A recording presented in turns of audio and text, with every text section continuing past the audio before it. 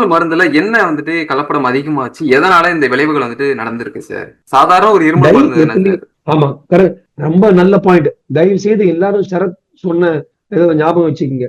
சாதாரண இருமல் மருந்து தானே, குழந்தைக்கு கொடுக்குற சாதாரண ஒரு மாத்திரை தானே, ஜுரத்துக்கு எதுவுமே சாதாரணம் இல்ல. எல்லாமே ரசாயன பொருட்கள். எந்த ரசாயன பொருட்கள்லயும் எந்த வித கலப்படமும் நடக்கலாம். நான் ஒரு காஃப் சிரப்பும் ஒரு பேராசிட்டமால் தான் நான் வாங்கினேன். நான் போய் பார்மசியில இருக்க உட்கார்ந்துட்டு ஒரு பாய் கிட்ட வாங்கினேன்னு தயவு செய்து சொல்லாதீங்க. அவனுக்கு ஒரு டைப் இருக்கும். அந்த சின்ன பையன், அவங்க உட்கார்ந்து இருக்கிற பையன் வந்து அவனுக்கு அவங்க அப்பா அம்மா அவங்க மாமா தயாரிக்கிற காஃப் சிரப்பை கொடுத்துருவான். தயவு செய்து சின்ன சின்ன விஷயங்களுக்கு இருந்தால் கூட மருத்துவர்களுக்கு போங்க. டை எத்திலின் கிளைகால் என்கிற ஒரு பயங்கரமான ஒரு டாக்ஸின் விஷம். இந்த டயத்திலின் கிளைகால் வந்து கார்ல வந்து antifreeze, anti brake, brake லைனிங்க்கு எல்லாம் பயன்படுத்துற ஒரு கெமிக்கல். கிளிசரின் என்கிற ஒரு கெமிக்கல் வந்து இந்த காஃப் சிரப்ல போடணும். கிளிசரினுக்கும் டயத்திலின் கிளைகாலுக்கும் பெரிய டிஃபரன்ஸ் இன் காஸ்ட். கிளிசரின் கெட்டு போய் அது மாதிரி ஆயிடுச்சுன்னா அது டயத்திலின் கிளைகால் ஆகும். கிளிசரினோட காஸ்ட் வந்து அதிகம், டயத்திலின் கிளைகாலோட காஸ்ட் கம்மி. ஸோ ஒரு பெரிய பேட்ச், ஒரு 10,000 காஃப் சிரப் பாட்டில் பண்றோம். அது கிளிசரினுக்கு பதிலாக கொஞ்சோண்டு டயத்திலின் கிளைகால் 0.1% வரைக்கும் அலௌடு. அந்த 0.1% ஆட் பண்ணா அந்த ஸ்வீட் டேஸ்ட் வரும் காஃப் சிரப்புக்கு.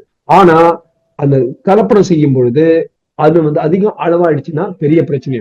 0.1%, அதாவது 100 பங்குல 0.1 தான் அலௌடு. சுங்குவர் சத்திரத்துல செஞ்ச காஃப் சிரப்ல 48.6% இருந்ததுன்னு டெஃபினட்டா எவிடன்ஸ் வந்திருக்கு. அது ரொம்ப பயங்கரமான ஒரு விஷயம். ஏதோ ஒரு ட்ரக் இன்ஸ்பெக்டர் இதை விட்டதுனாலதான் இவ்வளவு பேர் இறந்திருக்காங்க. எப்படி அந்த கலப்படம் நடந்து? அது மிஸ்டேக்கா வந்திருக்கலாம்.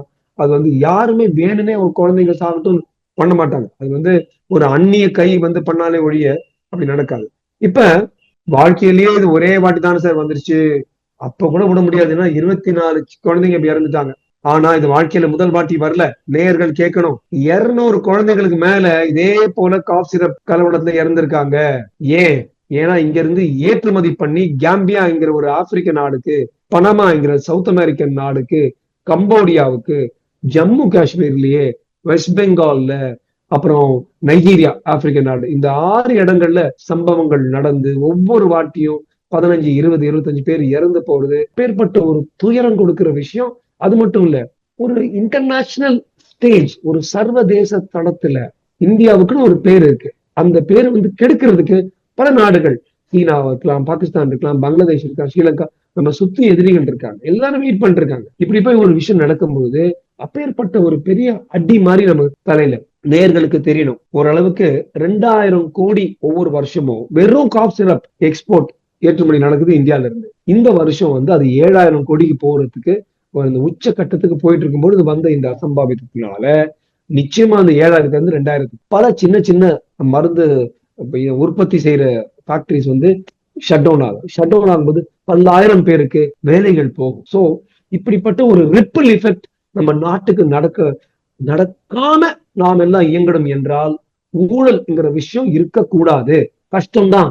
எப்படி ஆரம்பிக்குதுன்னா, எப்ப நம்ம நோட்டு வாங்கி ஓட்டு போடுறோமோ அன்னைக்கு சிமெண்ட்ல மண்ணுல கல்லுல மண்ணு, மருந்துல வந்து விஷம் போன்ற விஷயங்கள் நமக்கு வரதான் செய்யும். பெட்ரோல்ல கெரசின் போன்ற விஷயங்கள் வரதான் செய்யும். நம்ம மக்கள் மத்தியில ஏத்திட்டாங்கன்னா அந்த ஒரு நாள் எலெக்ஷன் நாள் அன்னைக்கு வாங்குற அந்த 1000 ரூபாவோ 500 ரூபாவோ எப்ப நம்ம வந்து விட்டு கொடுக்குறோமோ அன்னைக்கு நம்ம நாடு உருப்படும்.